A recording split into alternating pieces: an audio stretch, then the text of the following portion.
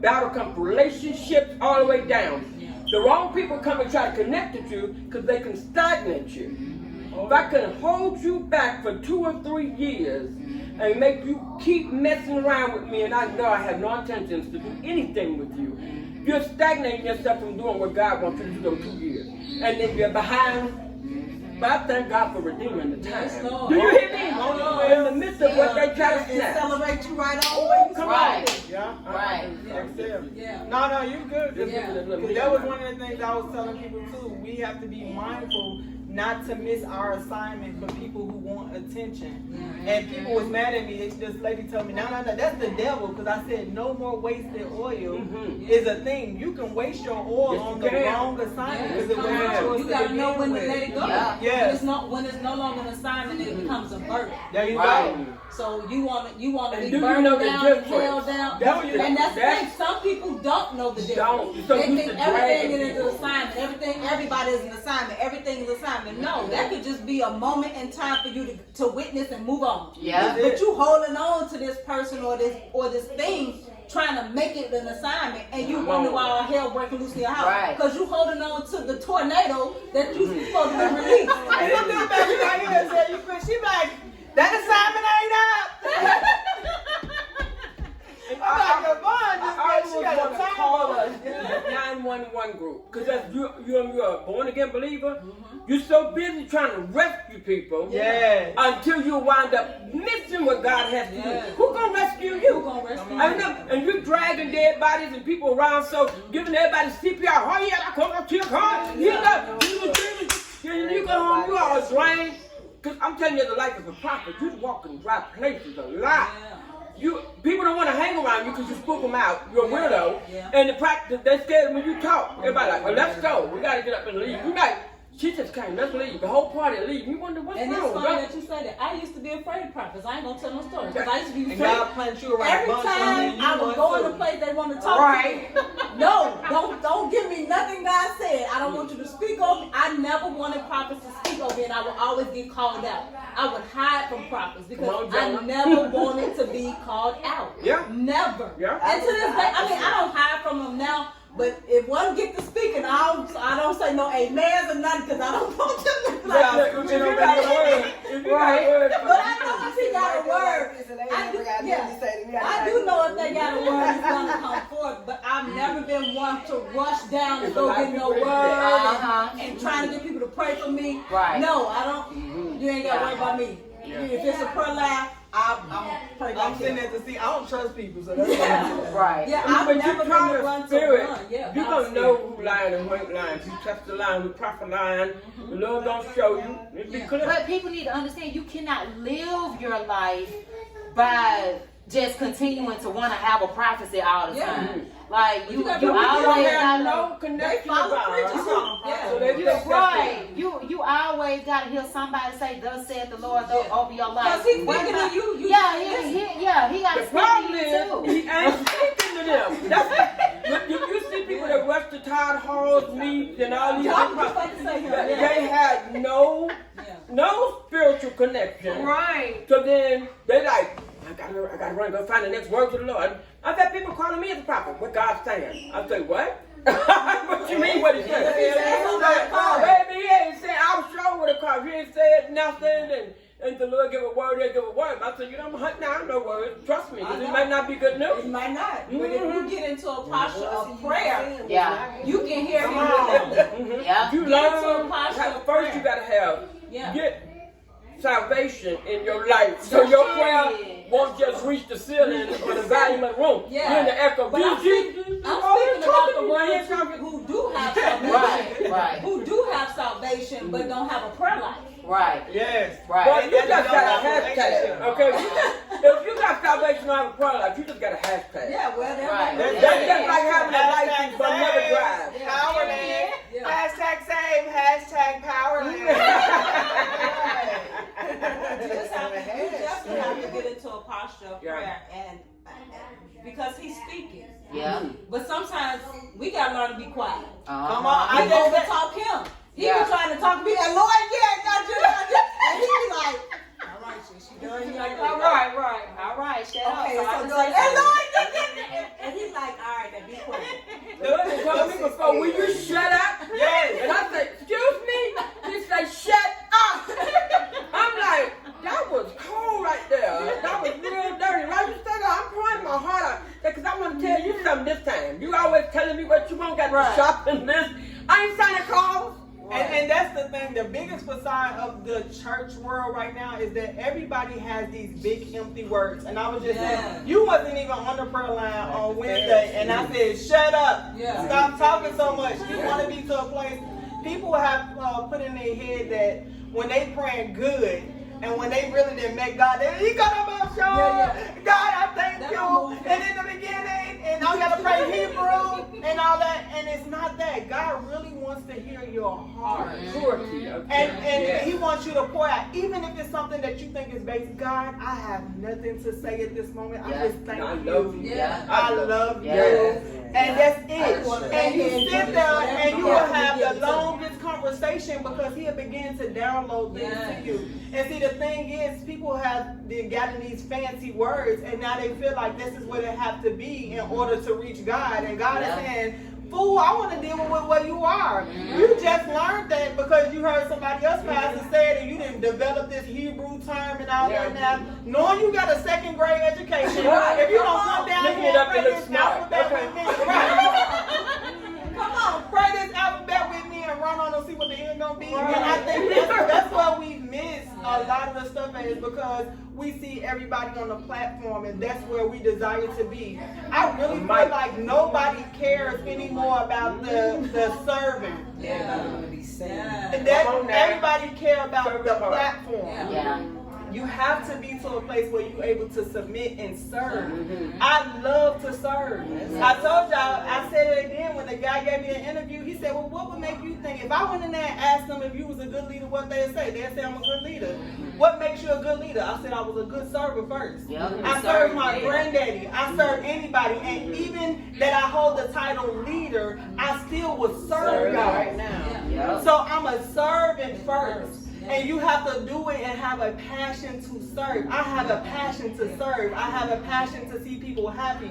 I want to see people delivered. I want to see people set free. And we have to be into a place that's our posture. And that's how come we go through grief. We done lost sister. We done lost son. We done lost mama. We have rejection. We have different losses, but we still able to move because it's like, God, I don't know what you got going on.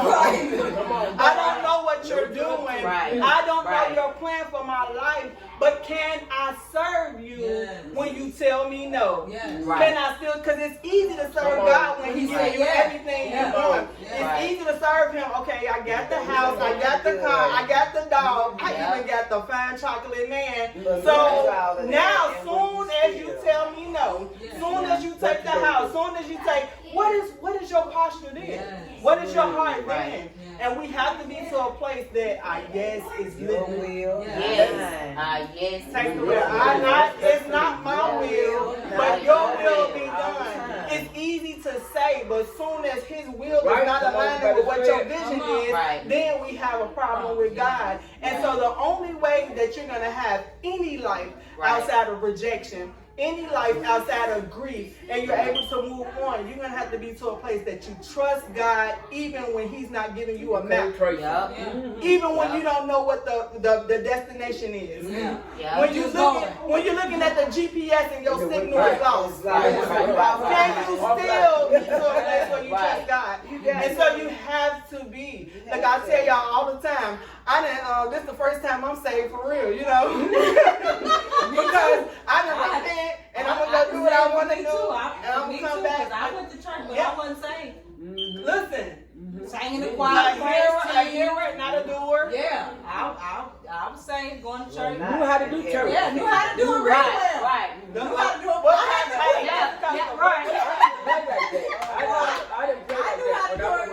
knew how to do it real well. Professional, but Christian. No, with that, you doing it because it's what you used to doing. Yeah. when you become a professional Christian because this is what you know to do. Right. You know what I'm saying? Yeah, you know to go to church, you know to pray, you know to say the right things at the right time, and your heart posture all jacked up. Right. You ain't got no real prayer. You out here because, just like I say, when you out here, people do things to be seen. Right. But behind closed doors, What's your life say? Yeah. What's your life say? I like that. What the She wall said say? behind those closed doors. Who are you? There you Yeah, go. who are you? They used to say us, do your dog know you saved? Do your walls know you saved? baby, and walls to talk. And walls can What talk. would they say about They you? gonna be like, y'all know y'all some freak sister just was in the church speaking in tongues and shouting with that long skirt on. But behind closed doors, she done had the fuck. Come on, somebody. Deacon Garment, is that She how had you doing Deke, right now? Deke, Pastor, the other Deke, and the one that be sitting in the parking lot. The security. Not the security. Not the security deacon. You know it's always the deacon of security. My God. No, the one that ain't even in service, but outside. Outside. He ain't saying that right. He on parking lot duty. We gotta do it right. So look, yeah, we gotta wrap it up because our video went too long. But we just wanted to come to you all because we want to be encouraging to you all to let you know how life is after grief, after loss, after rejection. And we gotta get to this one.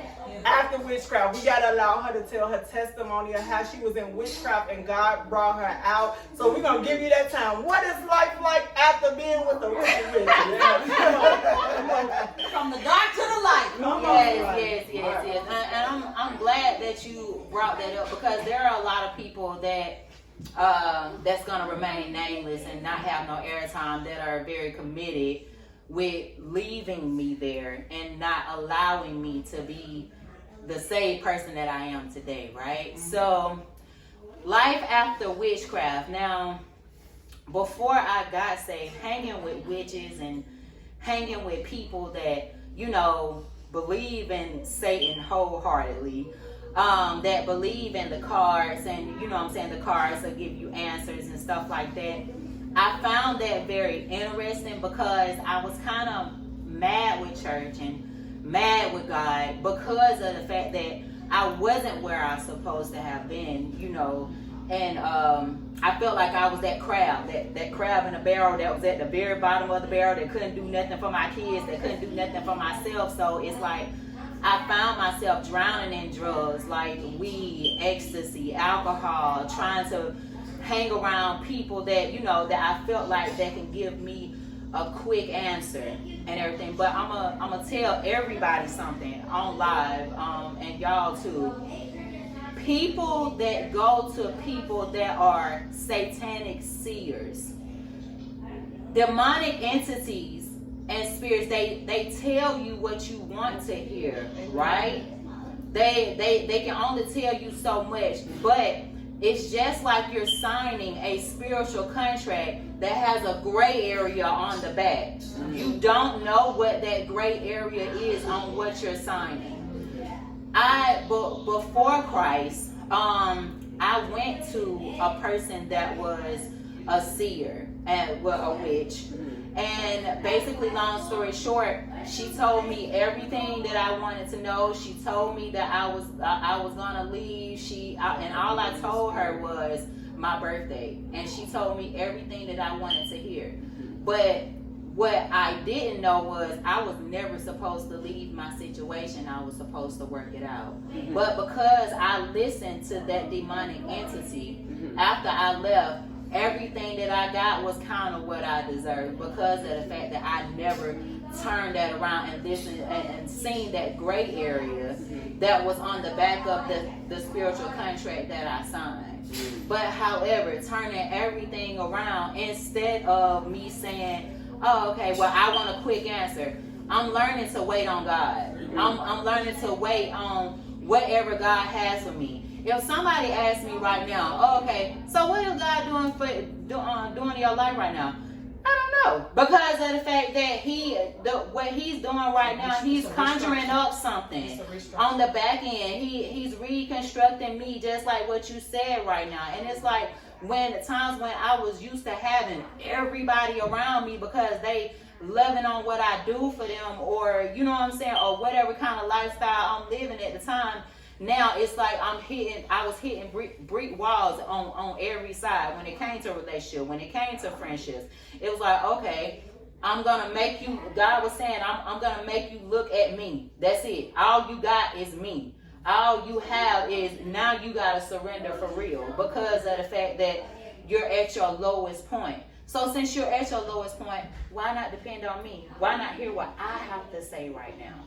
So it's like my heart posture, wherever low was, it was lower than this floor, because it's like, God, I have nothing, you know. And just like I've said before, Hold on, I don't want you to skip this part. What did it feel like while you was in it? Because it wasn't all bad. No. It felt like it was good. Yeah, it felt good. It was like What was good? Powerful? What Yes, good? it felt powerful, because I was one of the ones that leaned on astrology. So if you were to tell me, and I'm asking you like, oh, okay, what's your sign? Like off top, it was like, I don't know like how I would know, but I'm telling you about you. Like, oh, okay, she's this, she's that. Yeah, it was like, yeah, she said that she loved the sense of control. She loved the power. Yes, because I was the person hanging with witches, walking through graveyards, and you know what I'm saying, want to experience all that, but I didn't know what I didn't realize what I was asking for.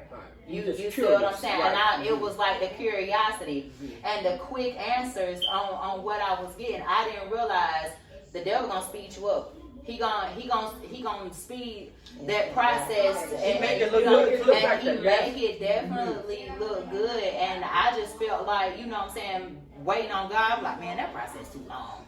I can't do that. So let me just figure it out over him, because it seemed like everybody else getting their answers like super quick. So that's what it like really. People will try to mock you and be like, well, what is God doing for you? Yeah. The answer is keeping me. Yeah, he's definitely keeping me. The answer is keeping me. Regardless of what construction is going, I'm here. He's keeping me. Yes. You got to realize the devil has the power of information. Yeah. So anybody in darkness, if you spoke of stuff, wherever spoke, they can pull information, but they cannot give revelation. Oh yeah. Now that's when the Holy Ghost comes in. Yes. That's when the real true prophet, because they're giving revelation. Most of witches and dark magic just gives information that was spoken before. Right. Around whoever. They can tell you, well, your mama said this and your mama said that. Because the devil was a deceiver, the brother. He can tell you just a bit of truth. Yeah. And sneak in a couple of lies and get you tricked up. A decoy that makes it like a real thing. Yes. Yeah. Give you enough, and then you be like, oh yeah, that's true. Yeah. Right. But then the rest of it, Right. You gotta remember that. That's how come you gotta study to be quiet And watch what you and say. understand. Like the Michelle said, shut up. I stand before the line. The Lord saying, shut up. Because the Lord's gonna let you sit in the presence of people. You're gonna be a room full of people and hear them all talking about you, because He's gonna hide you in there, and they're not gonna even see you there until somebody's like, oh, he's in the corner. Right. This is the season of exposure. If you just shut up. You sitting there, they used to you being like, come on, go back this time. Right. Go get back and sit and watch. People gonna be sitting there talking about you and how, and you're gonna see it all and be like, what? And then somebody, oh, you still with that? All right. Then I had pumpkin, you know, they're like, pumpkin ain't, then they're all, hey, Right. to let you know where we are. If we could just hold on and just keep it down for a minute. And God's going to show us exactly what we I'm one that believe you can talk yourself out of a blessing. He'll be ready to do something for you. And it's something great. And he been telling me all that, girl, you shut your mouth. Yeah. And I'm talking about been working on me, but you about to, girl, if you don't shut your mouth. And then I thought about it and I said, you know what? It was another time he told me to shut my mouth, and I did just that. And baby, when he came through the room. Right. What? Sometimes you got to hold on, just be quiet. He said you can't share everything with everybody. Right. Yeah. What is your advice to people who are in that place, don't know which way to go? I have a family member who's going through it. So what is your advice to people who are in that transition, know God, had a relationship with God, but want a quick answer, and so they switch over to the dark side? What is your advice to them? I would say it's dangerous. You don't know the dangers that you are opening yourself up to until it's there. Until you're absolutely in it. It's just like the devil treats you like a game, like regardless of what game name it is, but it's like you get jumped in, but you gotta die out, and that's what he wants for you. Why would you want a person that's always throwing rocks and hiding their hands? Because that's exactly what he's doing. It's like, yeah, you might be going through something and you at a crossroad just like what I was and everything. But however, at the end of the day, you have to get to the point to where you say, God, I'm not sure how I'm gonna make it out this situation, but I have nowhere else to go. I know that what I'm doing now, and maybe their situation, it's like they know what they're doing now. They know that they are wrong. But you have to put yourself in a position to where you saying, all right, God, I give up. I give up. Because sometimes God pushes us in a corner where we have no other choice but to give up. He's allowing it. So yeah, and he's allowing it to happen because you done slapped this man's hand for like way too long. So then he gonna wait and he gonna push back and say, okay, let me let them hit the floor. Because sometimes that's what it takes. You have to hit rock bottom in order for him to say, all right, so you gonna let me help you, or what are you gonna do at this point? So that's the advice I would give to them. You know what I'm saying? You have to get to the point to where you see that what's going on is happening too fast. Because it's just like you going up a roller coaster. You know how you taking it and you anticipate, okay, I'm gonna get that answer. But then when you go down too fast, like, whoa, wait a minute, it came too fast. Like, what's going on? Like, what's behind it? You see what I'm saying? So I would say, hey, get with somebody that got some kind of spiritual guidance that you absolutely trust. And I was going to say, is this the person that I think, right? Yes. And see, so that's exactly what she thinks she's doing. She's getting with somebody who she thinks has spiritual guidance. My advice, if you don't mind, No, you okay. My advice would be to sit with that person and tell them, once you have come in contact, or explain the dangers of you coming in contact with light and going back to darkness. There's a danger there. And so you have to be to a place where you really explain that and put some prayer behind them. Because once you have come in contact with light, again, it's always dealing with rejection. That's one of the things that make people fall away from Christ and fall away from church, because they look for Jesus in people instead of looking to Jesus for Jesus. And so that's how you wind up developing that. I don't want that. This right here feels a little better because you're telling me what I want to hear, not what I need to hear, but telling me what I want to hear, and it's making me feel comfortable. It's making me feel good. And it's just that temporary satisfaction. And temporary satisfaction will send you straight to hell with gasoline thongs on and fast time. So you have to get to a place where you really understand. So my best advice, especially when it's someone who has already experienced light, is that I would want to explain to them the dangers of coming in contact with light and going back to darkness. Because there's a huge danger there. All dark magic comes with a price. There you go. Thematic connections like that comes with a price. You do not want to pay that price because it's not let's make a deal. No, it's not. It's not. So you have to be very careful when it comes to that. So look, we done went over time, but hey, this is what happens when you don't have us together for a long time. Period. All right, understand? So look, we love y'all. Again, we beat what we build. Everyone and anyone teachable. Remember that you are important, you are needed, and we love you. We are beat, and we hope you have a good night. Good night.